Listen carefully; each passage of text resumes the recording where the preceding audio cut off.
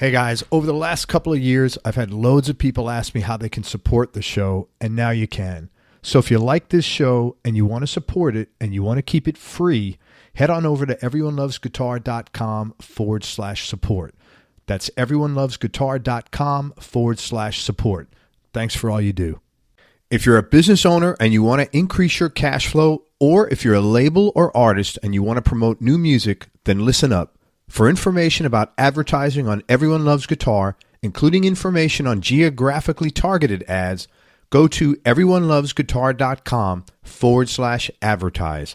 That's everyonelovesguitar.com/advertise. Hey guys, I got to tell you a quick story. I recently put in a pair of EMG pickups into my Les Paul Classic. And tinkering with electronics, wires, not my bag. That being said, a little over an hour later, I'd installed the pickups with literally no problems at all. And the quality of the sound is absolutely amazing. I put in the retroactive Fat 55s. That's a new set that they have, and that's because I wanted a vintage, British Brown sound. And these Fat 55s are modeled after the tone of the classic PAFs, which is exactly what I got. The thing I wasn't expecting is it sort of feels like my volume and tone knobs have been expanded to 20. There's like a lot more responsiveness in the volume and tone, and I could even get harmonics now at low volumes on the neck pickup, and any preconceived notions I had about installation being difficult or, there's a problem having a battery in there were totally wrong. The battery thing, it's like putting a battery in one of my kids' toys when they were little children growing up. It's just a total non-issue. And in fact, I'm going to wind up getting the Strat set next because installation for that is even easier because it comes with the pick guard and the pickup's already attached to the pick guard. And if you want to check out EMGs for yourself, now's actually a great time to do this because Rob and Allison are making a special offer available for listeners of this show only. And here it is. For a limited time, head on over to emgpickups.com, buy one or more sets of pickups, and enter ELG in the discount code section of the shopping cart. ELG, of course, for Everyone Loves Guitar.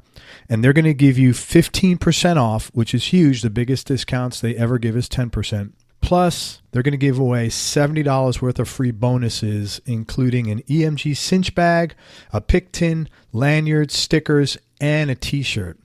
Plus, you get a money-back guarantee if you're not 100% satisfied. Plus, not a 2-year performance guarantee on the performance of the actual pickups themselves, but a lifetime performance guarantee. And on top of everything else, you're going to get free shipping. So there's basically no risk at all here for you to try a set or two of EMG pickups. And the great thing about these pickups is, and I got 2 sets, once you install them, and by the way, there's no soldering involved at all, because I couldn't have done it if there was, quite frankly. But once you do install them, all you need to do to swap them out and put another set in is literally disconnect one wire on each pickup, and then you're done. That's it. It's kind of like putting Legos together. It's that easy. So go to emgpickups.com, enter ELG in the shopping cart for your discount code, and that's it. You get to take advantage of this offer right now. Man, this one's always a big challenge. If you want to buy or sell a home or investment property and you're here in the Tampa Bay area, in Hillsborough, Pinellas, or Pasco counties, then listen up. West Florida Real Estate is a local residential real estate broker that's helped over 250 Bay Area homeowners buy and sell their properties in the last 4 years alone. If you're looking to sell, you'll want to get their free report, The 7 Biggest Mistakes Homeowners Make When Hiring a Realtor. And if you're looking to buy a property, you definitely want to get your hands on the 21 Most Expensive Mistakes Tampa Home Buyers Make When Buying a Home. Each one of these reports is going to save you time and money. Inside, you'll discover the 7 most important things to consider when hiring a realtor, what to do if you're buying and selling a home at the same time, and the danger of choosing a realtor who agrees with everything you say. To get your hands on these free reports, head on over to westfloridarealestate.com. That's westfloridarealestate.com. Hey, everybody, this is Craig Garber. Welcome to Everyone Loves Guitar. And we've got a friend of mine and a repeat guest back. We're with the one and only Chris Nix. I interviewed Chris, I guess, about a year and a half ago. His life is dramatically different. Well, this is his life, but he's got a lot of new things going on. We're going to talk about some of those today. But if you haven't heard that interview, go back. I will tell you, I got to know Chris on a personal level. He's one of the nicest, kindest human beings you could meet.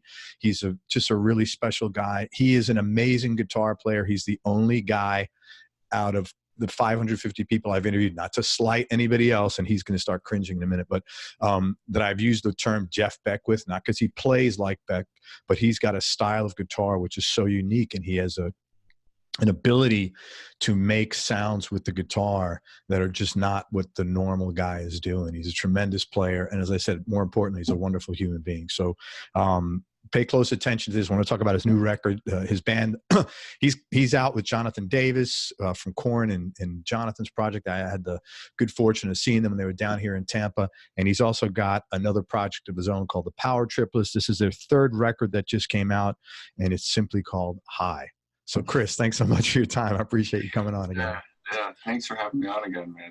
Oh, it's always funny you say like normal guys. It's like I think that's why I got the Jonathan Davis gig. Was they wanted something that wasn't normal.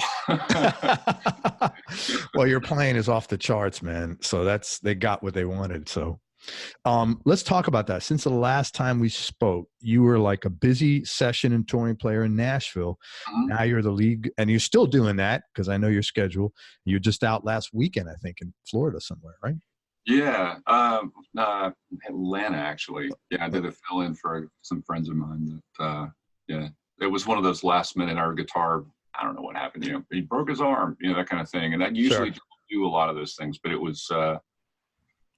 They're buddies. So yeah, so let's do this. And it was fun. So.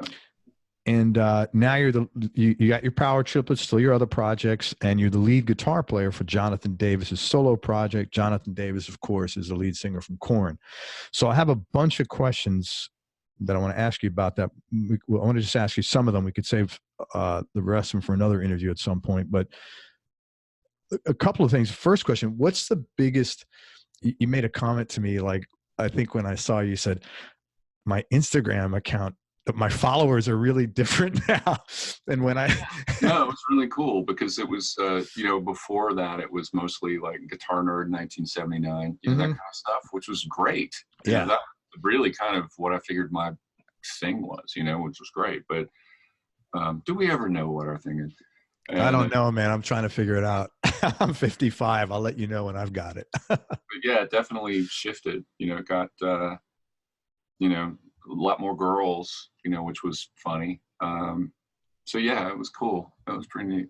What are the other like changes that I don't say changes because I know you're the exact same guy. Not really, yeah. They're really. I bought this console and had it.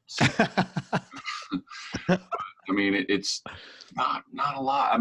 Subtle things, little subtle things. When I go out, I've never been much of a social butterfly. If I'm leaving the house, it's to go play usually, or it's to go see something I really want to see if I know about it. The only time I know, I usually hear about all the cool shows the day after when I'm like, why did no one calls me.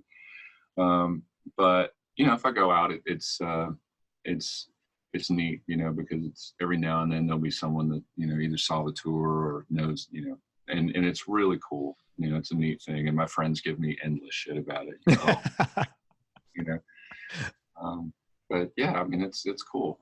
So yeah, nothing's really changed. It's just more, I spend more time making stuff now, like being creative, just because I can. I have to. It's the job. So I think when we talked, it was the sideman thing was getting a little stale. It wasn't ever really my goal. I'd always wanted to be creative and be a part of something or do my own thing, and just do that. But with this, I get to kind of do both. I get to be a part of something and play with someone who's ridiculously talented, and actually a couple of someones who are ridiculously talented, but also contribute, and be a part of the creative thing, which is really cool. So, but other than that, it's really, I've always just kind of like holed up in my little room and made stuff up, and played. So. Has this opened up more doors? Like you've got, because you're out with him and there's more visibility, have other people said, hey man, I heard you, or I saw you, or someone told me about you, and I'd like to talk to you about stuff? Yeah. I've met a ton of people, yeah, it really is cool. You know, I mean, last year I was telling you earlier, like we were out for 5 months total, I think. And in rock, it's not like, you know, the Nashville touring thing is a little different because even huge acts like Keith Urban or, you know, Brad Paisley or whatever, it's usually like a Thursday through Sunday thing. You know? Sure. Every now and then they'll do a week, or they'll do maybe 2 weeks, and then then they're home for a week, you know, that kind of thing. But with rock, or at least with Jonathan, it's, you know, we were gone for 3 months straight on the first tour and then 2 months straight on the second, you know, that kind of thing. So it's you're gone. And what's cool is you're always playing with neat people. I mean, this last tour we did in the fall, winter was with, this is actually really cool. Jonathan called me right before the tour because I'd done some prep work for some sound stuff we were doing with it. And so we're talking about that, and he said, "Oh man, I can't wait for you to hear the 2 bands that are going on this tour with us that are opening." And I was like, "Oh, who are they?" And he said, "This band called the Birthday Massacre and Julian K." And he'd been, you know, friends with the guys in Julian K. They used to be Orgy, and now they're Julian K.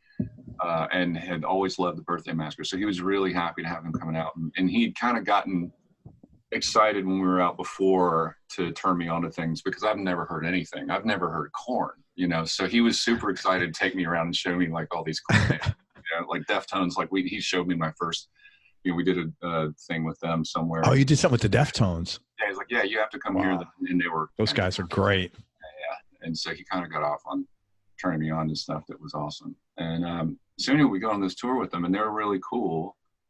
And Julian K has a song called Photo Voltaire that they would play every night, and beautiful soaring synthesizers and great melodies and, you know, all this stuff. And so every night I would go out and watch this tune, and I'd look over on the other side of the stage, and Chibi, the singer from Birthday Massacre, is on the other side. She's singing along with it. And so we all of us, you know, would kind of hang out after the shows and everything. And one night we're on their bus and everyone's partying and having a good time. And I was like, you know, "Hey Sarah, one night I'll grab my acoustic guitar and we should do Photo Voltaire for them and like freak them out, you know." And so she loved that idea, and we never did it because you never do stuff like that. You always talk about it, but you never do it while you're on the road. And then a few months later, she'd gone to California to write with them, or the band had, the Birthday Massacre had. And when she got back, she was like, "Hey, so I just wrote with those guys. Remember we were talking about doing that acoustic thing? What if we record it and then send it to them just as kind of support?" Man. So I sat down for like an hour, recorded the guitar, and emailed it to her. And then, you know, her and Michael Falcor, they're one of the guitar players, went into their studio and recorded her singing on it. And they sent it to me, and then I mixed everything. And we ended up, they loved it. We sent it to the Julian K guys, and they freaked out. And so that's like, cool. "Was there a video?" We're like, "No, we just did this as a goof," you know. And they're like, "Oh, video, we want to put it out." So we ended up shooting a video in Toronto, and now it's on YouTube, and it's great. You know, there's like. And what's the song called? It's called Photo Voltaire. Very cool, man. Yeah, yeah. You can see it. I mean, it's up, and people seem to dig it, which is really great. So I look up your name in Photo Voltaire. Yeah. Awesome. Yeah. That's really cool, man. Yeah. Actually, if you just search Photo Voltaire, I think it pops up because it's awesome. Gotten a lot of views now, which is really cool. Can you tell the story about when you were on the bus and you asked Jonathan, "So if I was going to listen to Korn?" Yeah. So the thing with that, they loved to give me shit because I'd never listened to Korn, and it wasn't because I didn't or wouldn't have liked them. It was just I live with my head in the sand. You know, I just live in my little box making stuff up. And so the only way I become aware of anything that anyone's doing is if friends of mine tell me I need to check something out. Right. Or if it's in a movie that I happen to see, or you know what I mean? Yeah, that's a big source of right. Yeah. So I've never, you know, I've kind of come across a lot of things accidentally or through recommendations from other people. So I kind of missed the Korn thing. And when I got the gig, they thought it was hilarious, and we weren't playing any of Korn's music, and his solo stuff is pretty different. Yeah, it is too. So you know that wasn't really an important factor. And so we're in Belgium last summer, and I'm I'm on the bus at the table with Jonathan and Ray Luzier, who's Korn's drummer, but he's also our drummer, you know, in the ministry thing, been taking the ministry. And so we're sitting there, and Ray was the one that kind of hooked me up with the gig. And I said, so Jonathan, if I were to ever listen to Korn, where would I start? Because I was genuinely curious. I wasn't being asshole, you know? Yeah. And after they picked themselves up off the floor laughing, Ray was like, and that's how Nix got fired, you know. And Jay goes, nah, man. He goes, well, first you want to listen to the first record, then listen to the third one. And Ray keeps talking about some record he played on, and John was like, no, he needs to save that, you know, that kind of thing. And Ray's like, but yeah, because he wasn't the original drummer. Right. So, and then anyway, Jonathan said something like, you know, well, you know, nah, man, you know, because Ray made the comment about, you know, me getting fired or whatever, and Jonathan was like, nah, man, I think it's cool that he's not, you know, he's my guitar player. You know, he's not some Korn, you know, not wanting to be in Korn. He's my. Yeah, he didn't get to be in Korn, but he got to be in my band. Yeah, right. That was I thought that's really cool. Although Head, I've, you know, hung out with him a little bit, and he, you know, first time we met, he was like, oh, so you're the guy trying to steal my job. Nice. How to make you feel welcome. Really. I went to the studio, and I have heard Korn now because I went to Nick Rastiolinis's studio where they were working on it, and they were playing me all this stuff when it was done, and it was amazing.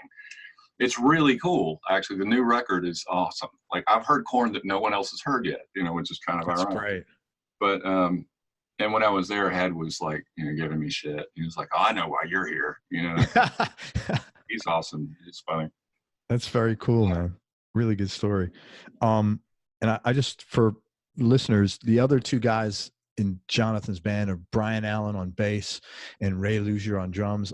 They were both on this show. First class human beings and amazing. I mean, both of them are. Brian has been on like a billion records, and Ray is like, my first comment. I saw him play down here, and my first comment was, "Dude, where's your third leg?" I've never heard any drummer like that. Was mind blowing what he does, man. It's just phenomenal. Both of them are. I mean, you know, the thing with us is that it's essentially a three-piece with Jonathan singing. Yeah. You know? And Brian's playing, the other thing is Brian's playing a stand-up bass. And interestingly, he's a ripping electric bass player. Yes. You throw him on a stand-up, and he's an amazing stand-up player. You know, bowing technique and his fingering technique is great. We used to do this thing where on the last tour, the first tour, Jonathan started hitting us with the Stump the Band thing, which was hilarious. You know, all right, play death metal. All right, play country. Play blues. And we right there in front of, you know, a bunch of people, like, do this thing. But then that turned into, he wanted us to do some kind of virtuosic jammy thing in the middle. And then he could go off stage and watch and, you know, get into it and let us kind of, you know, have our little spotlight or whatever. And so, you know, and Ray only knows, you know, one speed, which is destroy. You know? He's actually a very dynamic player. So, but Brian, we would get going and we would toss the ball around, you know, like, you know, okay, Ray's going to play for 8 bars, and then Brian's doing his thing, and I would do something, you know, and it would kind of go in a circle for a little bit, you know, over this thing. And I remember one night, the first time this happened, it just about killed me. I would walk over to Brian and kind of look at him like, you know, yeah, what do you have? You know, that kind of stuff. And he looks at me at one point. He's got his pedal board because he's playing a stand-up bass through a pedal board with a wah-wah, distortion, a whole bunch of different distortion pedals. So he like kicks everything on. He starts doing this two-handed shit on a stand-up bass, and it was so funny. But yeah, I mean, they're just a joy to play with, you know, and I love them to death as people, you know. They come over every week or two, and we, you know, kind of jam and come up with different ideas and record stuff and send it to Jonathan, like, you know, kind of thing. So, but yeah, it's cool. And when you're playing, man, you were doing a lot of different voicings, like, you know, you've got your own style the way you play. Plus, you're lefty, so it's hard for me to actually understand everything you're doing. But I know you play a lot of different. I know, but I know you do a lot of different chord voicings, which is really cool. Yeah. You don't typically, you know, it's nice, man. It really expands the music, and you do that on Power Triplet stuff. Cause it's not the usual, you know, power chords. You're doing heady shit, for lack of a better term. Well, I mean, and that was the thing with, like, Ray told me that, Jonathan's, he wanted an unusual guitar player. He didn't want just a rock guy or whatever guy. He wanted someone that could do some different stuff. And with me, it wasn't a choice. It was just something that, I had friends growing up that wanted to be Eddie Van Halen. I had friends, which is great. If you're, having fun, that's what it's about. You know what I mean? Like, learning others, it's great. For me, it was always like, I remember figuring out a Beatle melody when I was like 7. And hold on, let me interject 1 second. Chris started playing guitar at 3, and he is a little rough on himself. He said he really didn't get it together till he was started getting together around 7. So this is the talent that we're talking to here. Well, it took me a couple of years to figure out which. I thought I wanted to play drums for a long time. It's just, there was a guitar, and then when I was 7, I saw The Song Remains the Same, at the midnight show. My uncle took me, and it was like, I want that. Yeah, what a great movie. But no, I remember playing around with, I forget what song it was, but by the time I was 7, I could play a lot of the Beatles songs. And I remember playing a melody and then accidentally playing one of the notes out of order, and then thinking, but that still sounds good. And so I started like rearranging the notes in that melody and realized, well, shit, I can kind of make stuff up out of this group of notes, and, whatever. And then realized, well, if that's the case, those notes are also here. And so I came up with this whole thing of like, man, there are all these notes everywhere, and you can put them in whatever order, because until then there was the Mel Bay book, and you're just listening to stuff and you're trying to figure out how to play it, and you're playing that. That's what music is. It's not the math behind it. And so, what I was really doing was just figuring out that scales exist. And I remember the first time I opened a Guitar Player magazine, like Larry Coryell or someone had an article in the back of it that was like, here are the major scales, and here's C major, and it's A minor, and it's G Mixolydian or whatever. And I was like, fuck, I thought I like had some secret. Totally just like common knowledge. Oh yeah. But but I started noticing too that all chords are, and this is kind of one of the flaws, and I don't know, not everyone teaches this way, but it used to be that people would teach you little box chords, little cowboy chords, down at the first fret. Here's a C major, here's an A minor, whatever, which is fine if you're just going to play those things and strum little folk songs or whatever. But what they don't tend to do is explain that what a chord actually is a note that has been harmonized. And so when you're listening to a melody, that's, one note at a time, and then suddenly you hear like a Brian May thing where it's all harmony and stuff. That's just those are chords that he's playing. It's just that he's playing them overdubs one at a time. So if you're listening to a melody and there's a chord behind it, that chord is just harmonizing whatever that melody is, so with scales and all of that, I don't think in terms of like block chords, like here's a C major, it's more like what notes are available in C major, so you can come up with some more like your own. I don't think anything I do is any more out there than anything anyone else does. It's more just you can find your own personality in it, No, but you have the courage to find something different that works. Well, it's just being if you look at it more that way, you can find the things that tickle your brain or your yeah. You know what I mean? And so that's kind of develop that stuff. But I think that takes courage, man, to be honest with you, and confidence, because it was just I was an idiot and didn't know. No, see, this is a guy who jumped on me because I wouldn't let people give me compliments. This is in the land of the blind, the one-eyed man is king. Right. Let me give you a compliment, damn it. No, man, because you're doing things. Look, the average player is going to say, okay, great, C major, and then play, one of the 3 or 4 voicing, one of the box shapes of that. Yeah. You're thinking about, okay, what sounds good within these parameters and how can I make it sound better to me, and it does. Mhm. You know, that's a different, I think that anytime you do something different, it takes courage, whether you're playing guitar or be a fireman, you know, it takes courage and confidence Well, the biggest that you're not wrong in that there's the biggest thing that I ever tell, the first thing I ever tell any of the students that I've had over the years is, you know, don't worry about when you're alone and you're practicing. That's your time to explore and suck.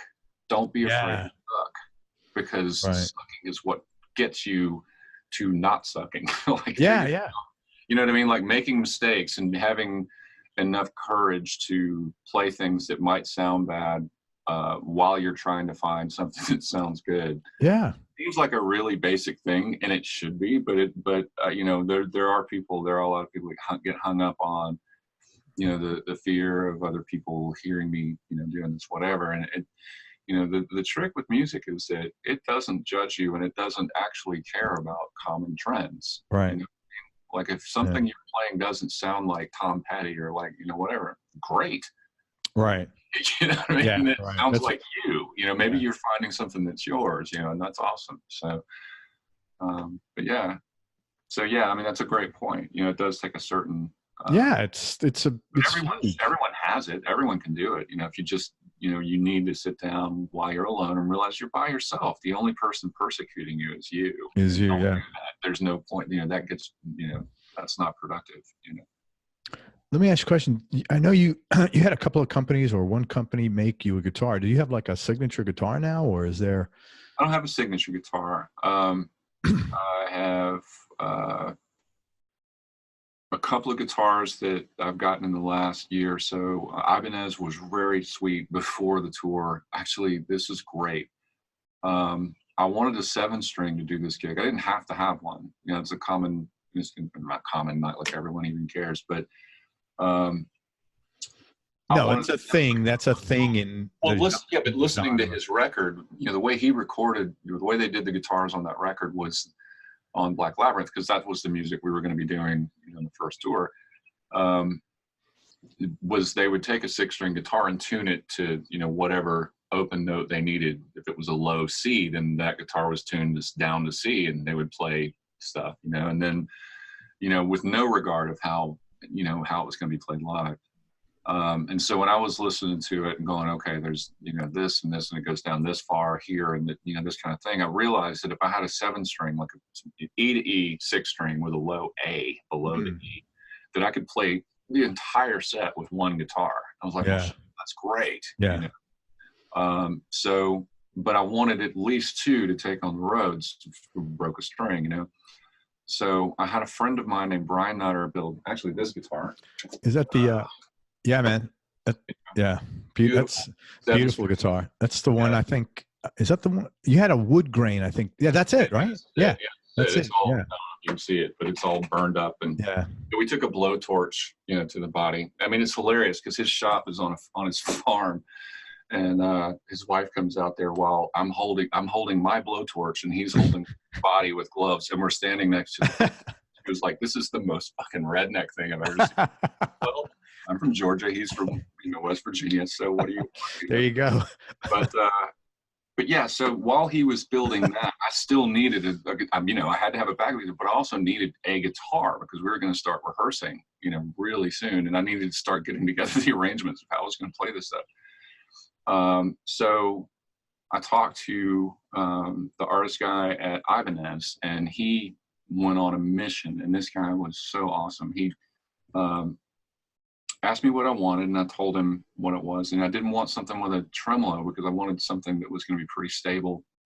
Tuning wasn't. And locking tremolos and I have a mixed bag relationship. You know, sometimes they sound really good and sometimes they don't. So anyway, so and then I'm left-handed, so it just makes it this nightmare. So he's like, well, we'll happily build you a custom shop 7-string, but it'll be 6 months because guys named Vi and Satriani and Paul Gilbert and that kind of thing are already in line waiting for guitars. I'm like, well, fuck those guys. Who are they? Yeah, right. That's right. You need a guitar. But no, it was pretty funny. So anyway, he texted me a picture of a guitar one day and said, what about this? And I said, oh yeah, that's perfect. And he said, okay, cool. We're going to have to buy it from a dealership to give it to you. you know, which was amazing. So they actually got a guitar back from a dealer, you know, which was this. And, you know, it's a lot more metal than my normal thing, but it's a great guitar, you know. I mean, it's got a stop. You played them both that night you were down here, I'm pretty sure, no? And I must have broken a string, because usually that nutter, the thing, all right, so I played this for some rehearsals with Ray and Brian before we went to California to rehearse with Jonathan. And the nutter, the thing with the nutter, like the Ibanez was a great guitar right out of the box. I wasn't super crazy about the pickups, but that wasn't a big deal. I called John Sir, and he sent me a couple, like, I'm not a big humbucker guy to start with. All right.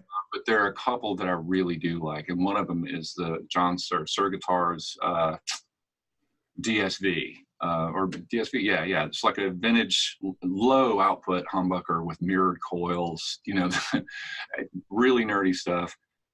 So he sent me a couple of 7-string versions of that. So I put those in there, and it sounded fantastic. And you do all your own work. What's that? You do all your own work. I do. I tend to. Electronic work I do, and then some of the, like, I have nut files and all that stuff. And it's really, just to let you know, it's really cool, because when you have a project, you'll put it on Facebook, and you'll see day one, and then you'll see like 3 weeks later, you know, here's like when you were building your board. Right. Yeah. Yeah. And then, so it's like, it's really cool to see, like, you know, it all, you know what, I like it too. It's also a really good reminder that I've gotten better as I've gotten older, but it's a great reminder to me that Rome wasn't built in a day, and that you should allow, do it right. I mean, you know, the thing, you know, my dad had always, you know, I've been this way my whole life, and I get it honestly, because my father was always this way, which is, if you're going to do anything, do it right. And then you don't have to do it again.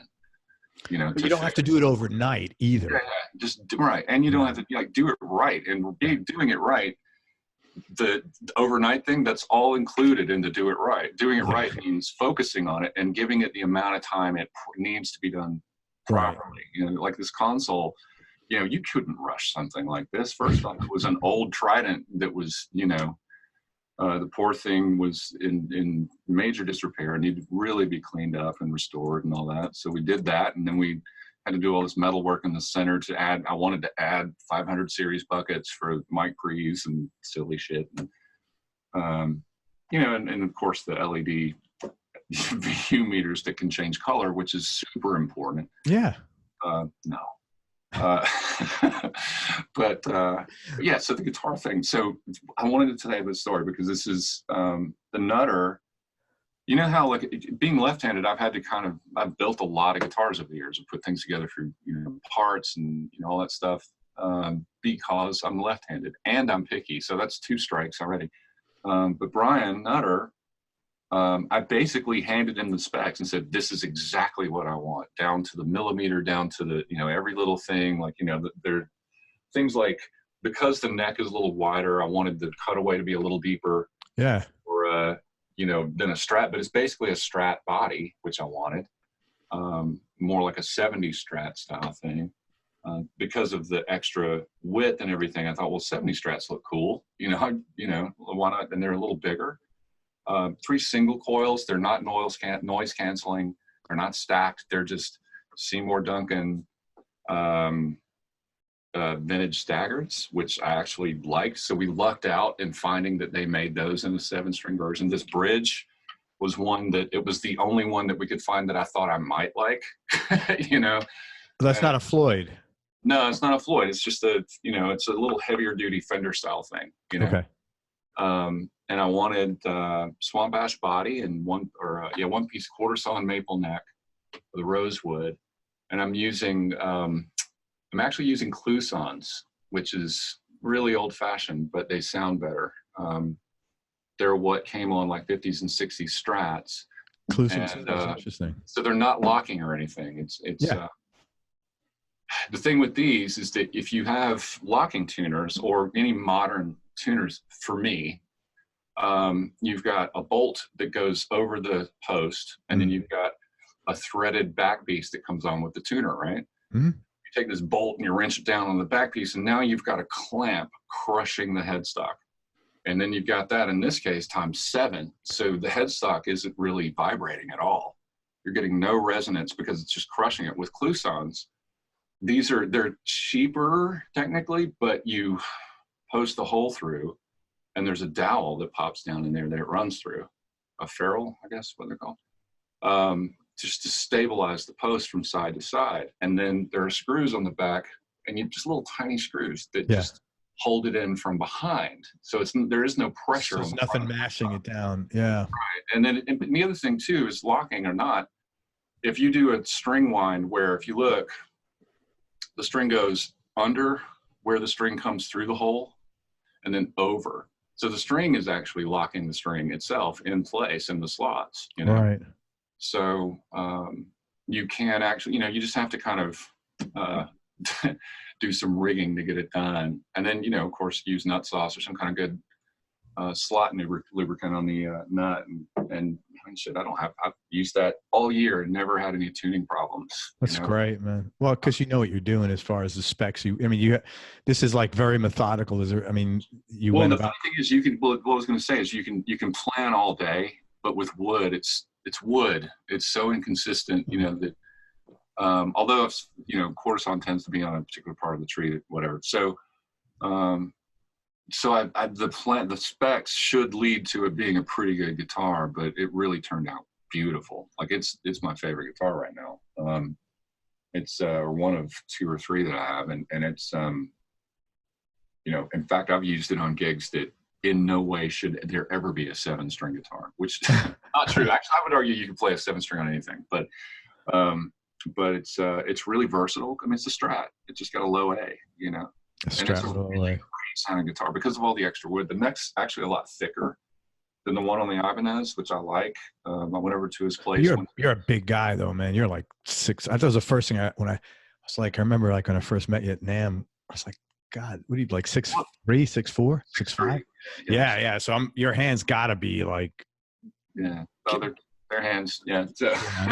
Wrap around the neck twice, probably. Right. Yeah. But that was and the big thing too is the sound. You know, this one sounds more like a cello because of all the extra wood. You know, so it's already wider, but then it's a little thicker, so you get this really, even on the higher strings, not just the low string, but on the higher string, there's this fat shit. Actually, just realized all this is on. Hold on a second. Oh, there you go, man. This is. Hold on. Give me 1 second. We gotta hear awesome. This. We're gonna get to hear Chris play. He's a fantastic player, man. He's so considerate with the other band members. Like he was, you know, he was very, very. He's just a pro when he plays, man. Just a pro. All right. Just a pro. There you go. So even on like the higher string, these are single coils. But even when you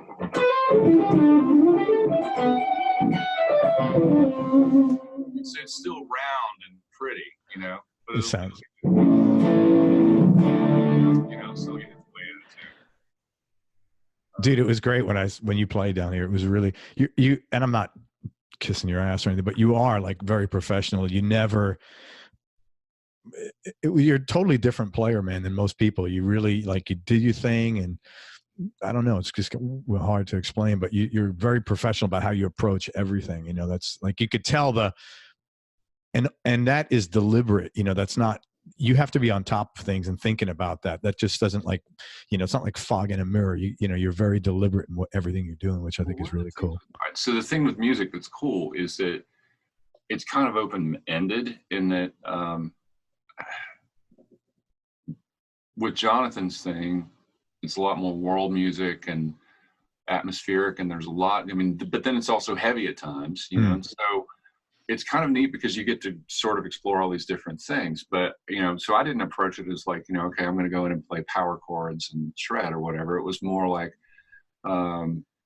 Final Days is one of my favorite tunes on it, and there's no overdriven guitar on that song at all. It's like this clean grooving thing, and there's all this layered stuff with El Shankar playing this killer violin stuff, and you know, Pablo's like all kinds of cool percussion. And so I did a lot more harp things and tried to more create a vibe and a mood than like guitar, you know what I mean? So it will not, but I mean, sometimes you want guitar, you know? I mean, something like everyone is all kinds of guitar, you know, just a jackhammer, but I love stuff like that. You know, we've talked before about this, but I'm always drawn to things that are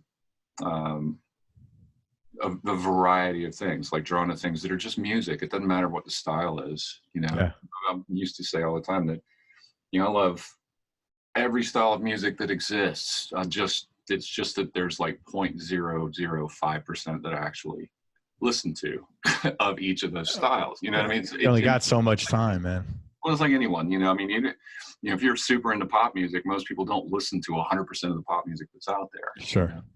You know? But I like all kinds of stuff, and it's all just as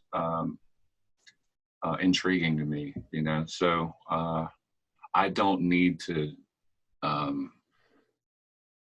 shred or to do whatever. I mean, I like to. It's fun, and there's a color to that, and there's all this stuff. But it's not the most important thing. The most important thing is the music is projected, and then it's, you know, expressed or whatever. So. Man, that's actually a good segue to your record, because you have so many different things going on there. I noticed this record, Chris's last record, the name of it was Music for the Adventurous. This is the band, his Power Triplets band. This record, you had a lot more studio stuff going on, like a lot more soundscape type of things than you did the last one. And I thought it was really cool. Was there a reason for that? Like, was it just your growth as a sort of producer / engineer, or? Well, I don't know if it was that. We've always done stuff like that. And to be clear, this is a band. It's not just mine. It's definitely a band. As evidenced by Tripp giving me endless shit about the bass not being loud enough. But no, and it's a great band. I mean, honestly, we've always done all kinds of different things. And this is only the third record we've actually put out, but there's a lot of different things we've done. And so this was, you know, I don't know, there wasn't really any kind of conscious anything. Those were just the tunes we did, you know, like each tune kind of gets its own. I produce it. Did you mix it and master it as well? I mixed and mastered. Yeah. That's what I thought. There's a running joke in the band with them that I only heard about not too long ago, which is let the Wookiee win, because all of them are stubborn and whatever, but I'm the one that'll, you know, take the basketball and go home. I'm the little brat, you know. But no, I know your work ethic. Well, but the thing is that I look at it, each song gets its own world. You know, it's like we were just talking about, it's different styles of music and how I'm really into all that. You know, music kind of lets you know what it wants if you listen to it, you know. So production styles are completely affected by whatever the music is we're doing in that moment. Just like the playing styles, you know, there are tunes where Tripp is more front and center and he's doing all this amazing shit, and there are other tunes where he's like a fretless bass kind of crying off in the corner in the background or off in the distance, you know what I mean? So it totally just depends on what the tune is or what the music is, you know. How was the experience, if it was different, how was it different than making Music for the Adventurous? It wasn't really that different.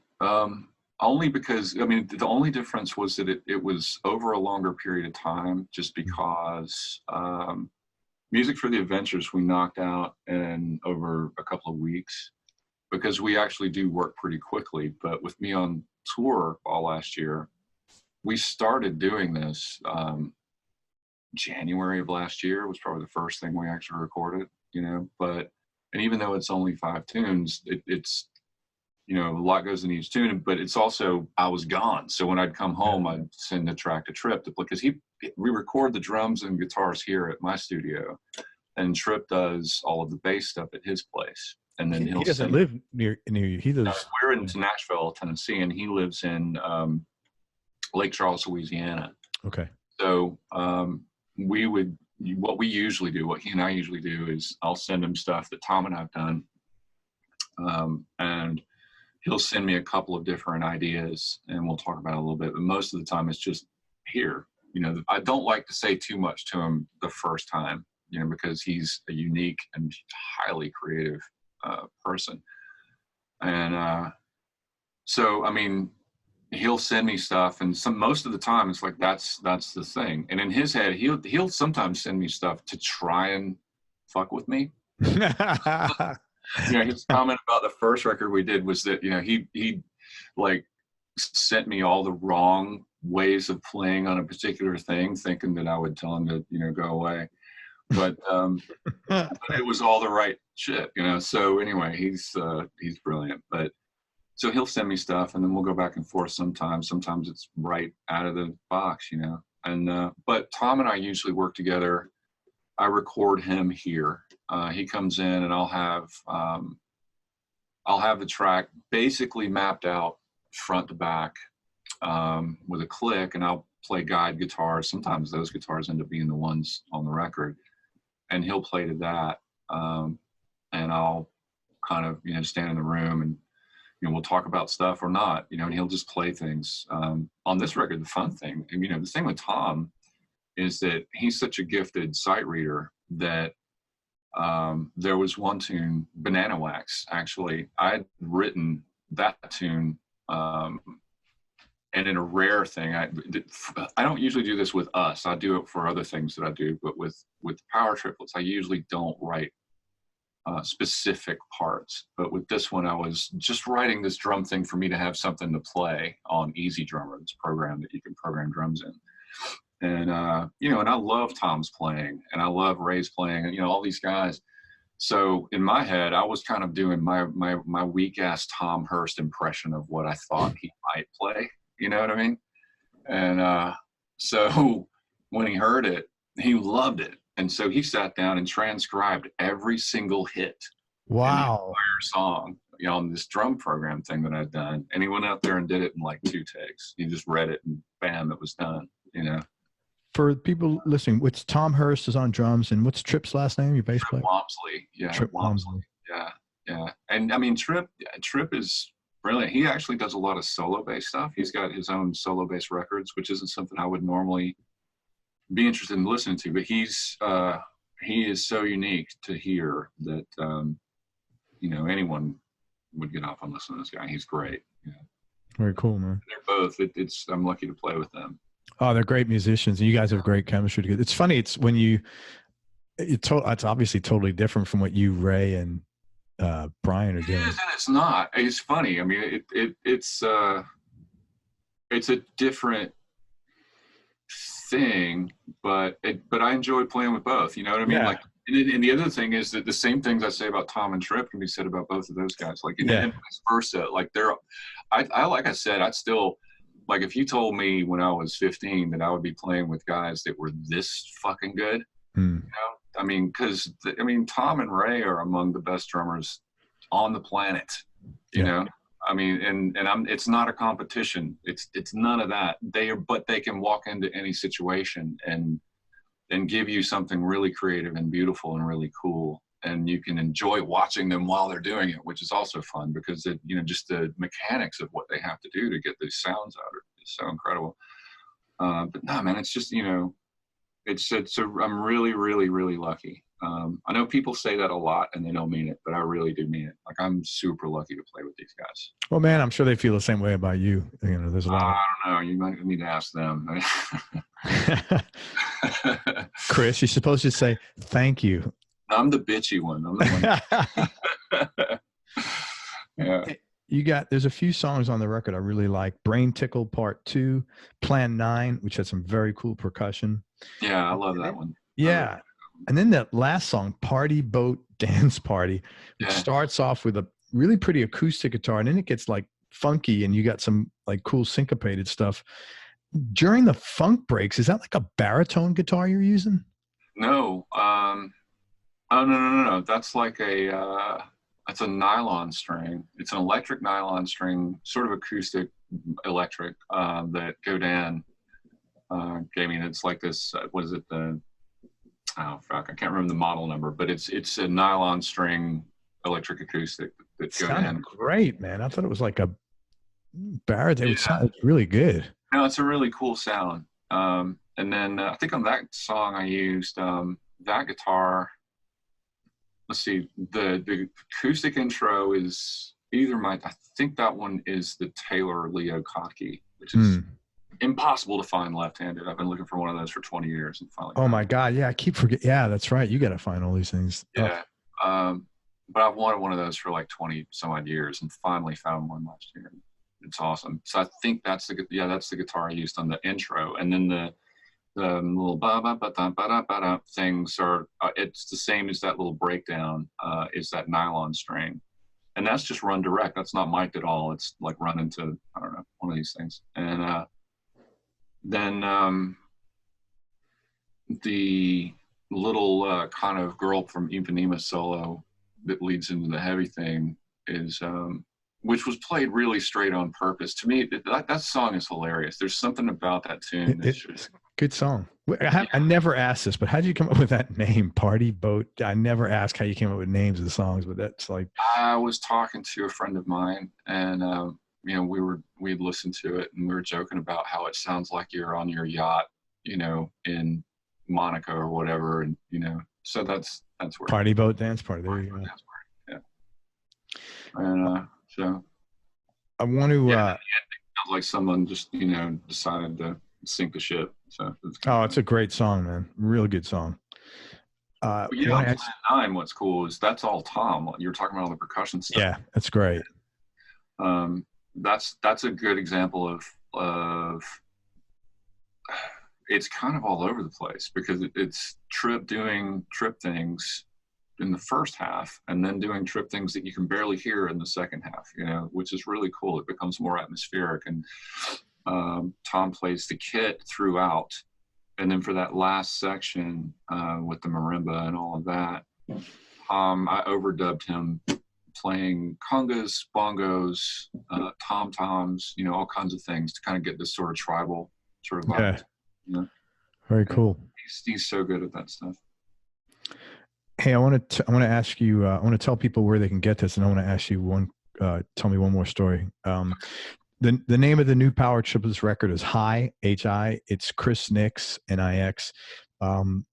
Get the record, listen to it. You can buy it at CD Baby, Amazon, and you can stream it in all the usual places. It's a very cool record. A lot of really talented musicians on there. Great guitar stuff, as always, from Chris. And while you're at it, check out Music for the Adventurous, his last record. That's the Power Triplets' second record. It's a great record as well. I want to ask you just one question. Tell me a story about Keith Jenkins.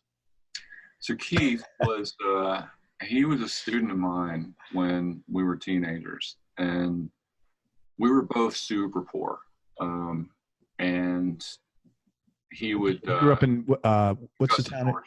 Augusta, right? Okay. Yeah, so we were super just poor as dirt, and so he couldn't afford guitar lessons or anything. But so he agreed to be my indentured roadie slave for, you know, guitar lessons, and so.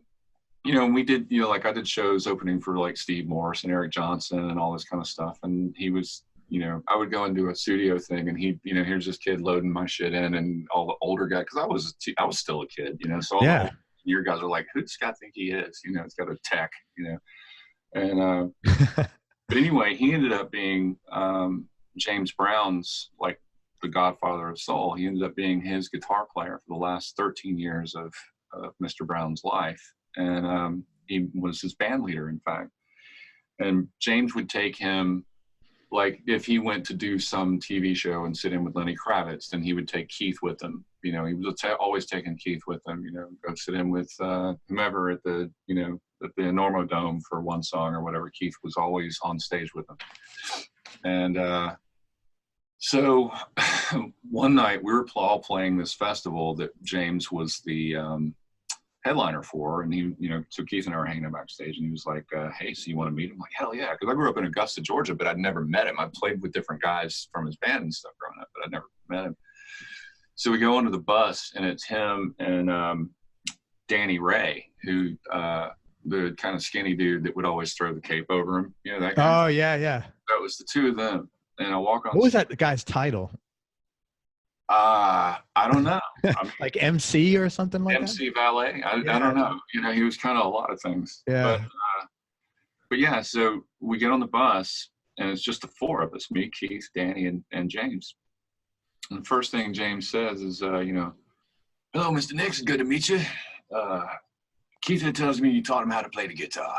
And I said, yes, sir. Well, yeah, I tried, and he goes, well, damn fine job, son, damn fine job, all that stuff. I said, well, thanks, Mr. Brown, thanks for taking care of my boy. And he goes, oh, he's not your boy, he's my boy now. I just love that. It's so great. So great. Classic James Brown. He's not your boy, he's my boy now. That's great, man. Keith has millions of those. His stories are hilarious. But, well, dude, it's always great to talk to you. I look forward to seeing you in Nashville when I come up for NAMM. I really love the new record. Thank you for making it. I look forward to more stuff. Is it safe to talk about you guys will be doing something with Jonathan, working on a new record? Sure. Great. Yeah. We're going to do another, we're working on stuff for that, and which would be cool. He's going to do, once they get done with the Korn tour and that record comes out and everything, he wants to do another solo record. So we're going to, write everything. And, he's even talking about coming here to this place. We rehearsed here a couple times with him or something, and he. Dude, that is awesome. Yeah. So, well, I mean, you're right in your element, man. That's fantastic. Yeah. Well, no, it's really neat because, we can get in here and work and, it's not a lot of outside stuff. He's in Nashville too, isn't he? No. He's in California. That's why it's really funny that he wants to come here and, and write in this studio, because he's got his own studio out there. So we're going to go out there. We're writing some stuff here now, and then he wants to come out and do some stuff. And then we're talking about going after we get kind of what he wants to put on the record together. Yeah. Then we'll go out to his place in Bakersfield. He's got Buck Owens' old studio from the. That's so cool. Yeah, it's that's really cool. Yeah, so we'll go out there and track a lot of that there. So he's away from the hubbub of LA. Pretty. Yeah, he told me he did the LA, Malibu, all that stuff thing for a long time, and he cleaned up when he was 28 and decided to move away from it, and so now he's in Bakersfield. That's good, man. Yeah, it's really good. It's a great thing. I love that guy, and the band is, we've gotten really close and really tight into it, so it's cool. Well, man, I'm so glad that everything's going great for you. Couldn't happen to a nicer guy or more talented guy or a guy more deserving of it. Don't say anything, but thank you. Thank you. And thank man, you, sir. and it was great talking with you. I'll see you up in Nashville, man, and it's always good Great, hanging around. You're super Greg. Yeah, I look forward to seeing you. All right, bye. Everybody, thank you for listening. If you enjoyed this, please share it on your social media network. Subscribe to the podcast and subscribe to our YouTube channel.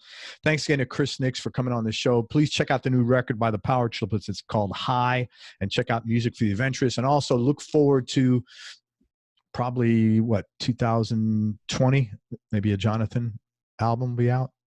Oh, no idea. Maybe. I hope so. That'd be awesome. That would be great. That'd be look great. Forward to the new Jonathan. Jonathan Davis record. And if Jonathan's coming through your town, come see the band. They're just an incredible bunch of musicians and all really fucking great guys. That's it. Make sure you go to everyonelovesguitar.com. Sign up to get on our newsletter list so you and I can connect. And most important, remember that happiness is a choice. So choose wisely.